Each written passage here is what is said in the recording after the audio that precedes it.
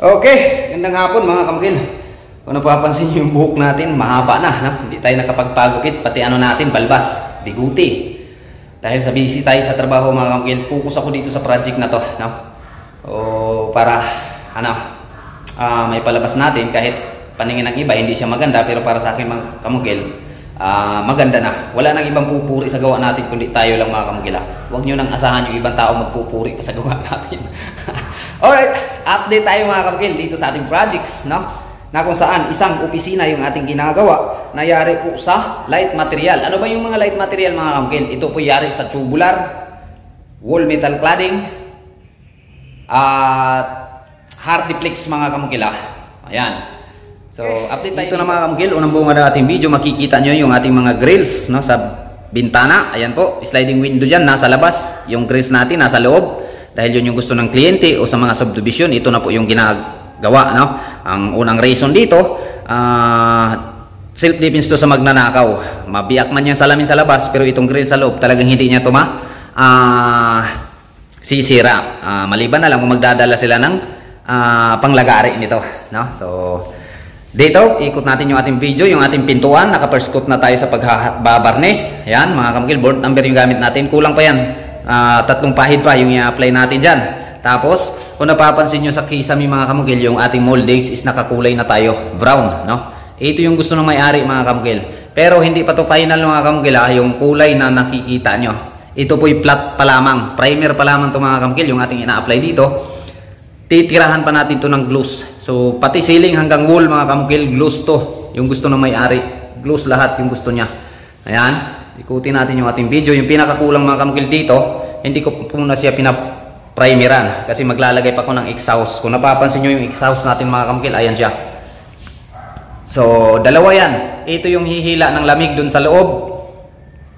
Tapos dito mga kamukil, malaki yung ilalagay ko. Ito yung magpapasok ng lamig dito sa loob. Kasi yung aircon mga kamukil nandito malalagay. Ayan, no? Kaya nasabi ko, yung plano sana namin ni kliyente dito, hatiin yung aircon. Yung kalahati dito sa labas, yung kalahati dito sa loob sa pinaka-office niya. Kaso lang, sabi ko sa kanya, papuntahin nyo muna yung installer dito, sir. Maganda talaga makausap natin yung installer. So, nung pumunta yung installer dito, nag-open din yung installer na naka-install na sila. Kapag hati yung aircon, may tendency na yung lamig. May mga part dito sa loob na hindi masusuportahan ng lamig. At saka pressure masyado yung aircon. No? Kaya ito yung napag-isipan namin. Maglagay na lang ng exhaust na in at saka out yung pasok ng lamig. Ayan. Bubuga niya dito yung lamig kapag nandun na sa loob. Tapos, hihilain naman yan yung lamig papunta dito. So, dahil dito yung unang part na maglalamig mga kamukil, itong area na to, kailangan yung hihila is malaki para madaling maipasok dun. Tapos yung maghihila ng lamig dun sa loob, maliit. Okay?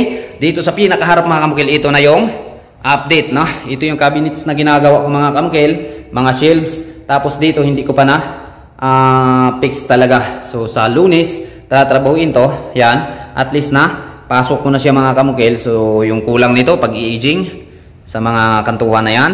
Yan, tapos maglalagay tayo ng pintuan dito na side na to.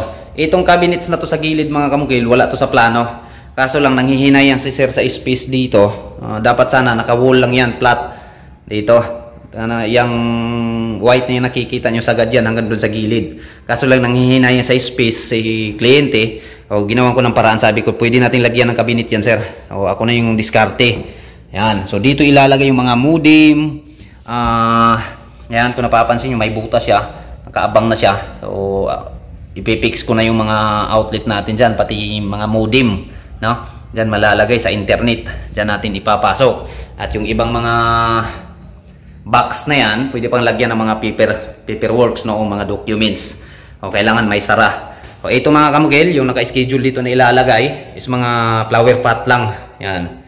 Mga design lang o picture frame, ano ba? O pwedeng mailagay dyan. Tapos ganun din sa kabila, no? So tapos yung ating WPC mga kamukil, ito, pahirapan ako kanina mga kamukil, ayan na. Kasi walang nakaabang na wires dito para sa ating signage. May signage kasi ito dito mga kamukil. Maganda yung signage na ilalagay dito tapos nito. So yung WPC na kinabit natin tapos na. So kanina, diniskarte ko mga kamukil kasi pangit naman tingnan na ipapadaan natin yung wires dito. O may makikitang wires dito sa harap, pangit tingnan. Kapag ganito mga kamukil, WPC, kailangan walang wires na makikita sa harap.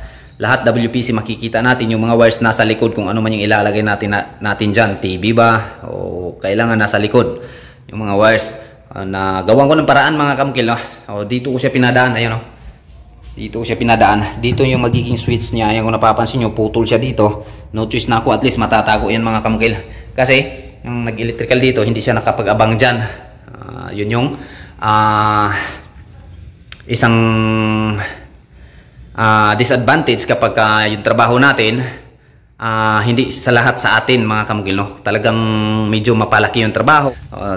At least nagawan ko naman ng paraan. Tapos may mga kunting inayos tayo dito gaya ng ceiling fan, no? Kasi pag electrical nila, itong ilaw, yan yung nakalagay na wirings, fan 2, no? Yung nakalagay dyan, kaya dyan ko kinabit yung ceiling fan.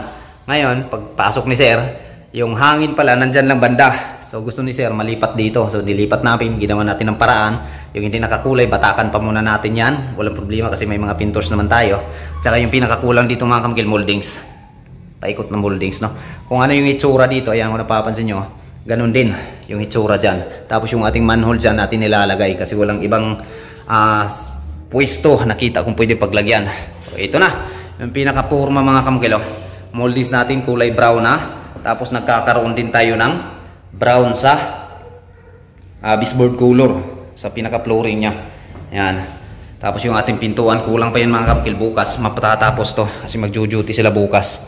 Tapos yung pinakakulang itong baseboard color dito. Ayan. So, dito sa hagdanan natin, yan na yung forma niya. Tapos dito sa taas mga kamukil, ayan na. No?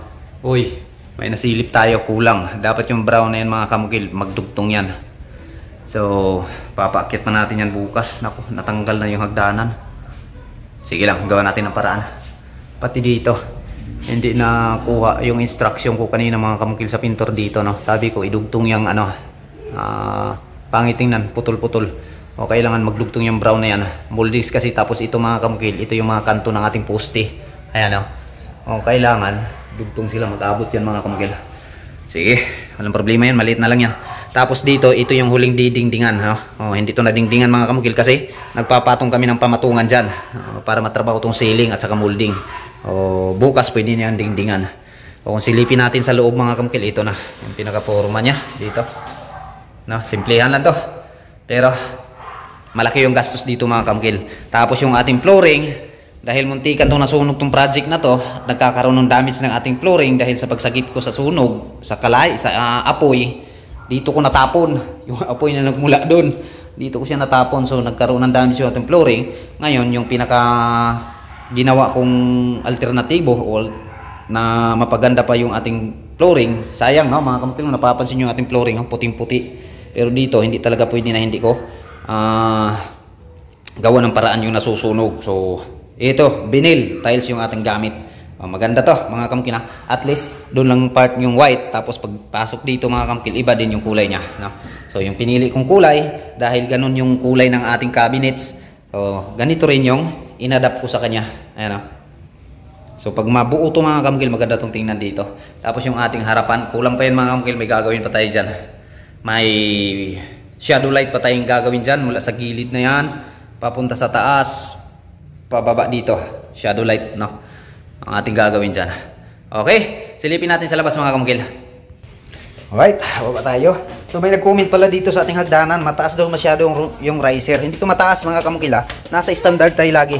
Ayan, minsan may mga hagdanan din ako hindi pumasok sa standard, no, kasi tawag nito, dun talaga gusto ipalagay ng may-ari. Ngayon, nili-out ko na, talagang hindi makayanan. Sabi niya, okay na lang yan, okay lang yan ganyan. So, walang problema sa akin. Basta at least agree yung may-ari. Ito mga kamukil, nasa standard tayo. 20 cm po yung riser nito mga kamukil. Huwag na lang tayong lalampas sa 20. No? Tapos yung steps natin, yung lapad niya, 30 cm. Ayan. Okay. Dito sa baba, ito yung pinaka-forma niya mga kamukil. Yung ating framing. Dito sa baba, ayan o. Shout out. Tapos dito sa harapan yung pinaka-forma niya. Trupa mga kamukil. Uy na. Ito na, pinaka-forma. opisina yan mga kamukil, yung ating ginagawa. Thank you mga kamukil, maraming salamat.